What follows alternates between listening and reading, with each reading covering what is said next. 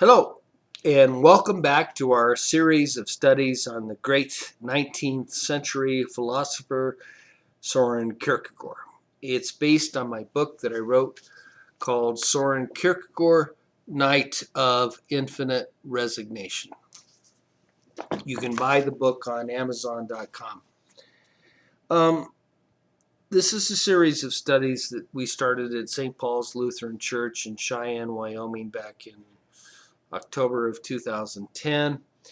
And some of the students who were there suggested that we do a deeper study, a deeper explanation of a philosopher who's extremely difficult in some ways to understand. So I decided to do a series of studies that are uploaded to YouTube, and you can access all those studies by going to my Facebook page.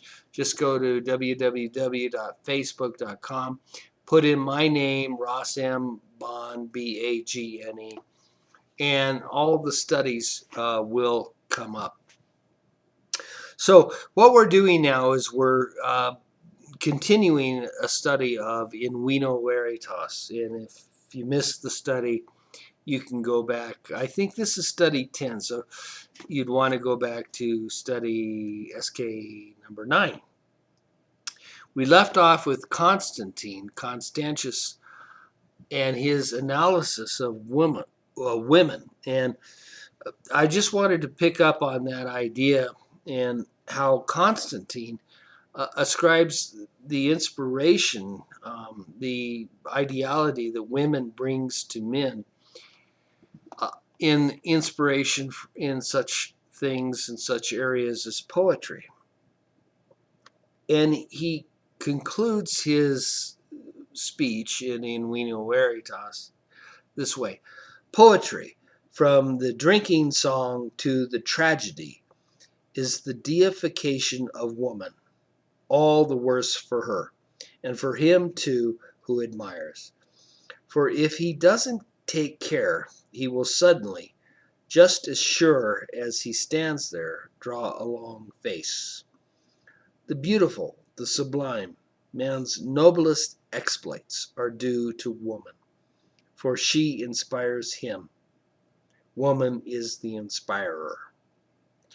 Many a man became a saint through a girl, but he did not become a genius through the girl he got. He did not become a saint through the girl he got. He did not become a genius through the girl he got. But he became a saint. He became a genius through the girl he did not get.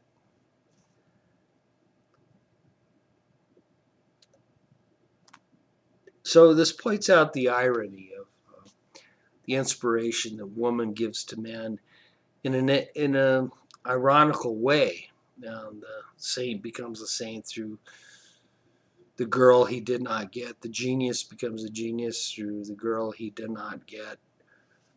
And it gives an insight to the great inspiration that women gives to poetry and sculpture throughout history. And it goes back to Iliad and Odyssey and many other poetic works. But I just wanted to conclude Constantine's speech before we go on to Victor Eremita. Victor Eremita in Vino Veritas is the next person to speak. According to Victor, the positive relationship to woman leads a man only to the finite in the greatest degree. And here he's picking up on the same idea that Constantine started to speak about. And this brings to mind for me a passage in War and Peace, the great Tolstoy novel everyone knows about.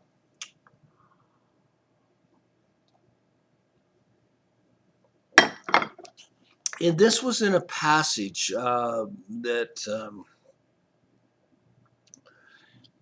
in Tolstoy's book, in which Prince Andrei was speaking to Pierre. Never, never marry, my dear fellow. That's my advice to you. Don't marry till you have faced the fact that you have done all you're capable of doing, until you cease to love the woman you have chosen, till you see her plainly, or else you will make a cruel mistake that can never be set right. Marry when you're old and good for nothing, or else everything good and lofty in you will be done for. It will be all frittered away over trifles. Yes, yes, yes. Don't look at me with such surprise. If you expect anything of yourself in the future, you will feel at every step that all is over for you. All is closed except the drawing room, where you will stand on the same level as the court lackey and the idiot. So here once again we're going on with the aesthetic understanding of what marriage is really all about. And once again, when we get into the ethical sphere, we'll get back to Judge William and the corrections of the aesthetic understanding of what marriage is really all about. And so Victor Eremita concludes with this observation about marriage.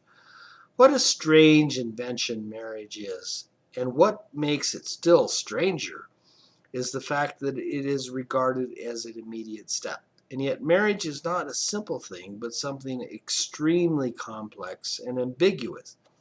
Just as the meat of the turtle savors of all kinds of meat, so has a marriage a savor of everything. And as the turtle is a slow-moving beast, so is marriage. Once again, the aesthetic versus the ethical. And Victor Eremita then, in his highly reflective mind, concludes that he can only relate to marriage and to women by reduplicating it in a different way. Reduplicating it is what SK talked about in reconstructing it in a way that it exercised his own imagination. And here we go into SK's highly dialectical thinking. The only way for Victor to have a positive relationship with a woman is to relate to her in such a way that he can reduplicate the experience. And that would mean that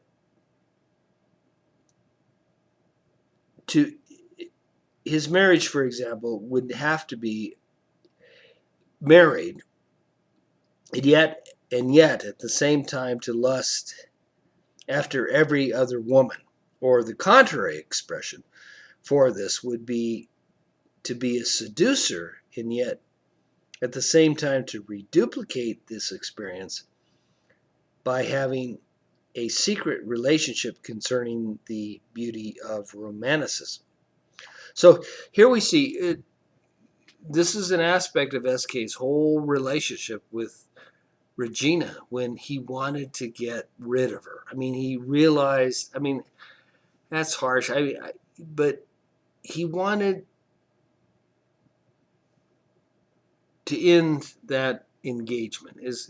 And it became incredibly difficult for him because he saw that he had a far higher relationship to God, and he had to go on to a higher sphere of existence in philosophy and theology.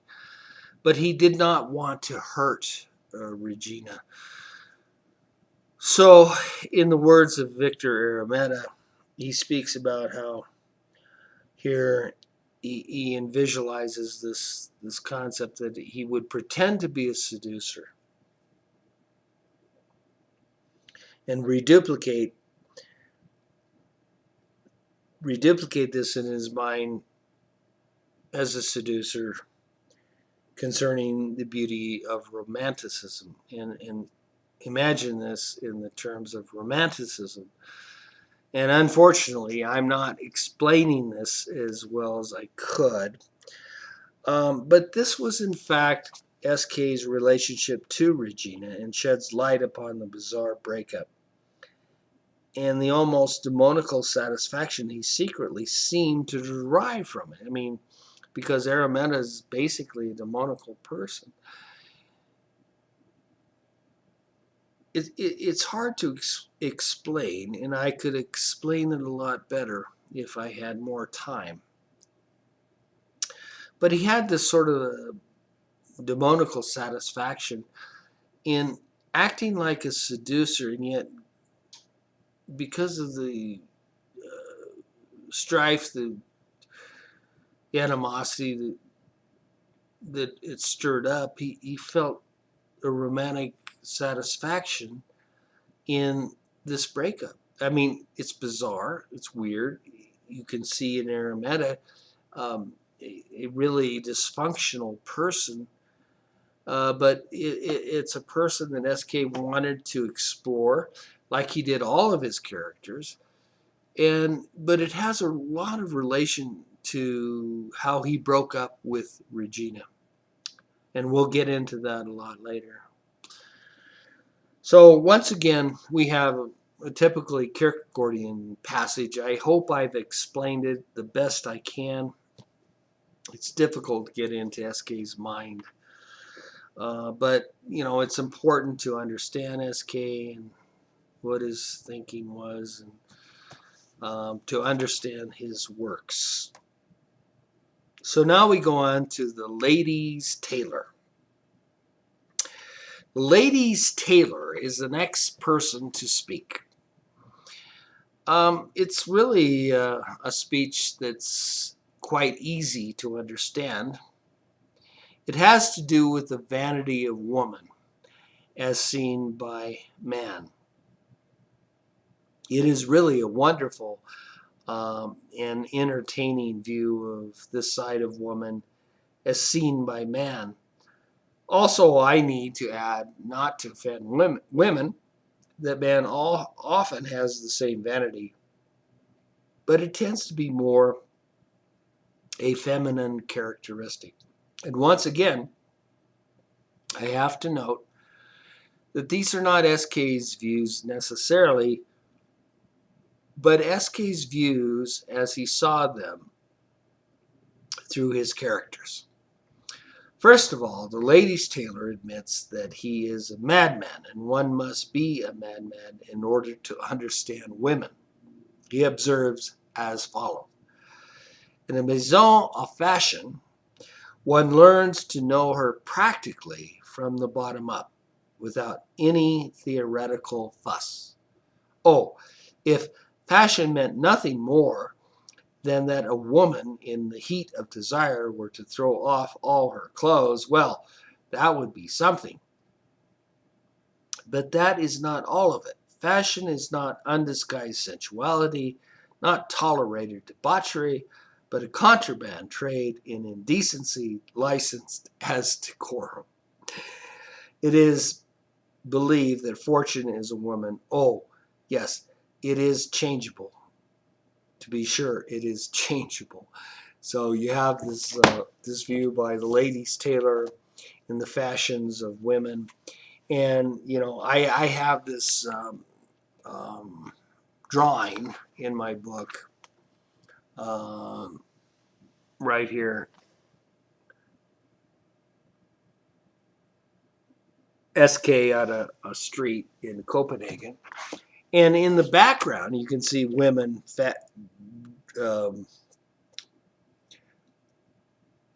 dressed up in the fashion of the time. And he made a lot of jokes about this and women's vanity to be dressed up just right, and what that meant for women. He says that the Lady Tailor says that dressed up in the fashion, she looks as crazy as a lunatic. And you can see this in this drawing. If you look back here, at the two women.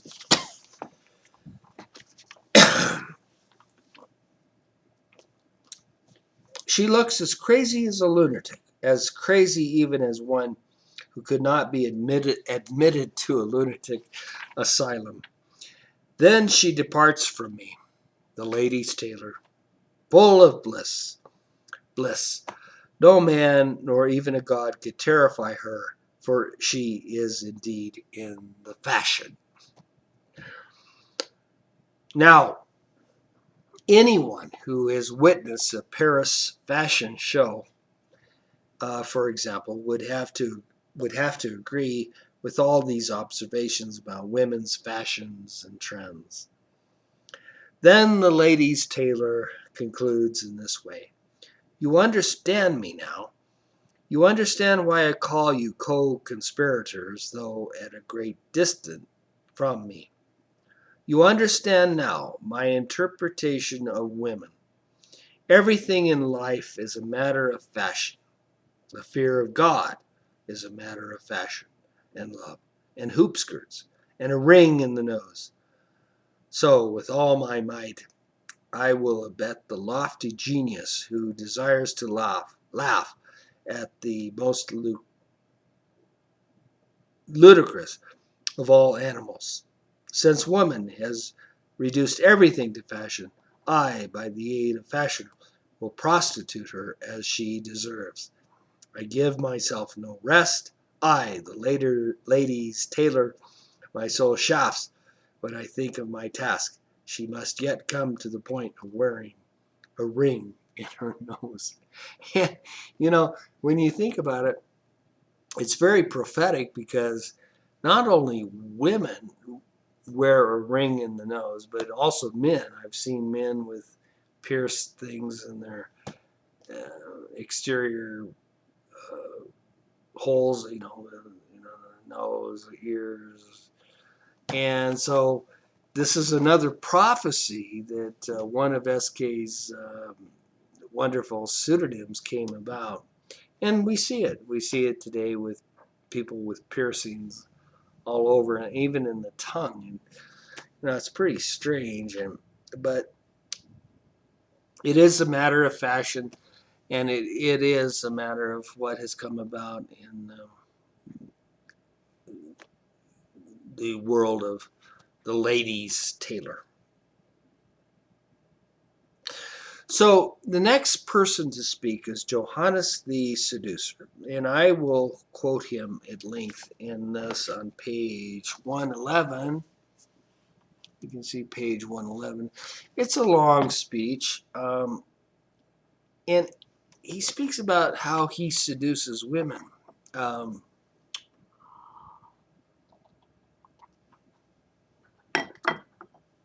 Gallantry costs nothing and brings in everything, and is the condition for all erotic enjoyment. Gallantry is a freemasonry of sensuousness and sensualities between man and woman.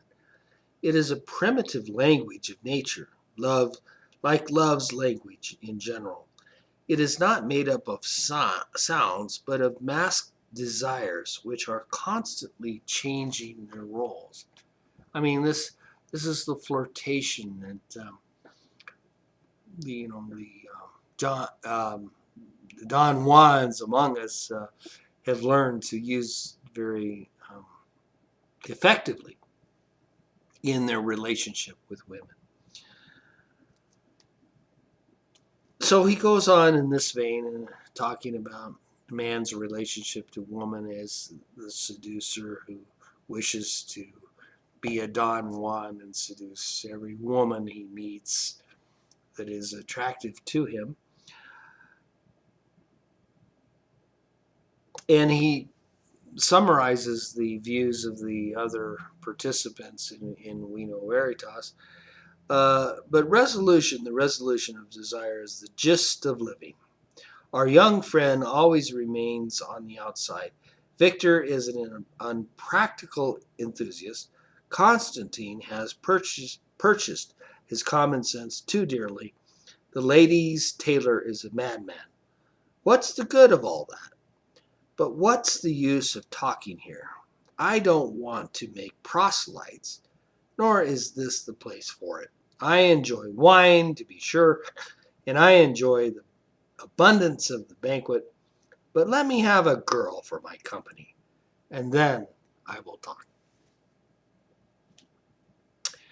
Originally, there was one sex, that of man. So the Greeks report. Gloriously endowed was he, so that he reflected honor upon the gods who created him.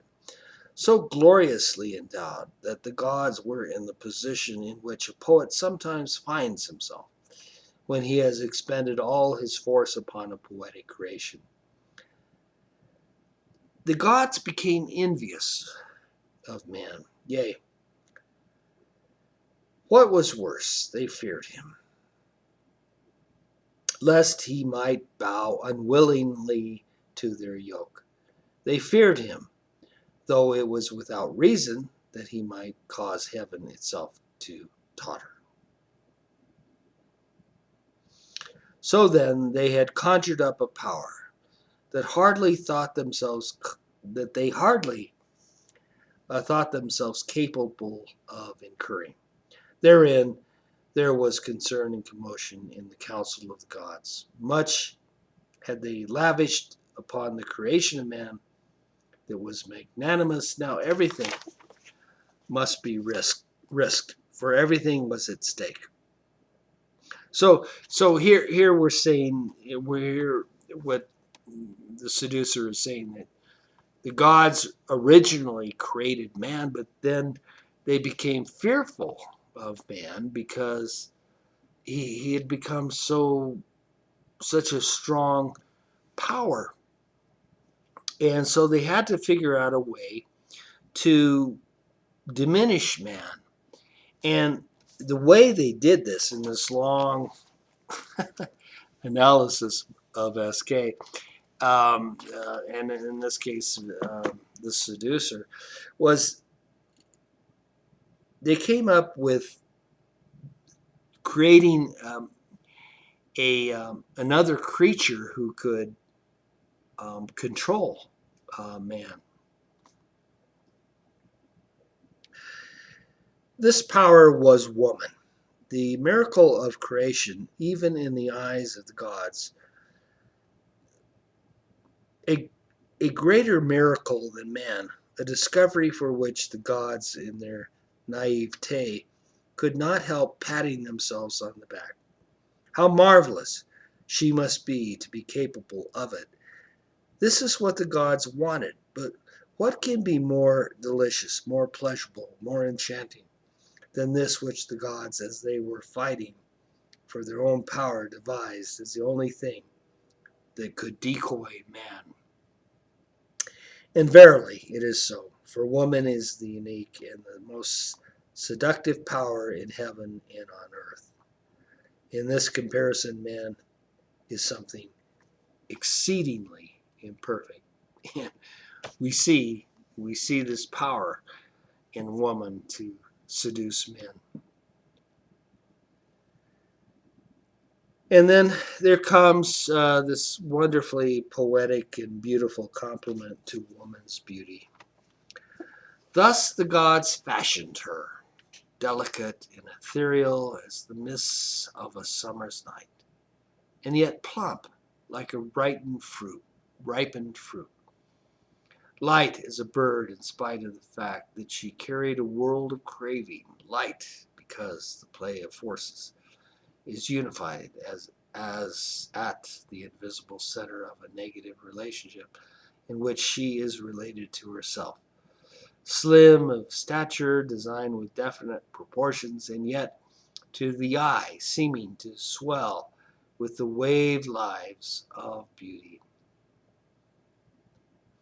Complete, and yet as if only now she were finished, cooling, delicious, refreshing, as new fallen snow, blushing in serene transparency, happy as a jest which causes one to forget everything, tranquilizing as the goal whereunto desire tends, satisfying by being herself the incitement. of desire. And he goes on for a long, long way. And we've got about, I think, let me see, 5 minutes to go here. So I want to make sure we get through this. Okay, we're doing well.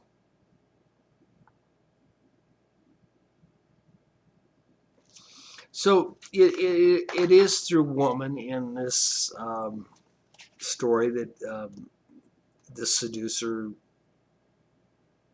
brings about, and the powerful force that the gods thought, and you might call it Greek mythology, that they had to bring in a force that could seduce men. The seducer, ironically, is seduced by the woman. So, but yet, Johannes the seducer concludes that despite all the beauty and seductive powers that a woman possesses, it is only by means of marriage that she is able, ultimately, to fulfill the wishes of the gods to control man. By means of marriage, the gods conquer. Then the aforementioned seduced woman walks through life by the side of her husband, looks sometimes longingly back, puts up with her fate until she has realized life's limits. She dies, but not in the same sense that men die. She is volatilized and resolved again into the inexplicable element from which the gods formed her. She vanishes like a dream. Like a provisional form, the time for which is past. For what is woman but a dream, and yet the highest reality? It is only in this way that, in the words of Johannes the seducer, the woman becomes an illusion outside of time and therefore fulfills herself. Otherwise, he says, with a husband, she becomes temporal, and he through her. In this way, in the words of Johannes the seducer, the gods conquer their own creation, man. So here we see the aesthetic insight into the love between man and woman. In this case, in the viewpoint of Greek gods and how they created man. Man became a threat to the gods, and so they created a woman, and a woman seduces a man. Johannes the seducer is ultimately seduced by the woman, through marriage. So, as I mentioned above, the best analysis of all these characters is SK's own analysis of this in the postscript, which we will get into. I think we're going to get into that next time. Yeah, we are. So here is how Johannes Climacus describes these characters in the postscript.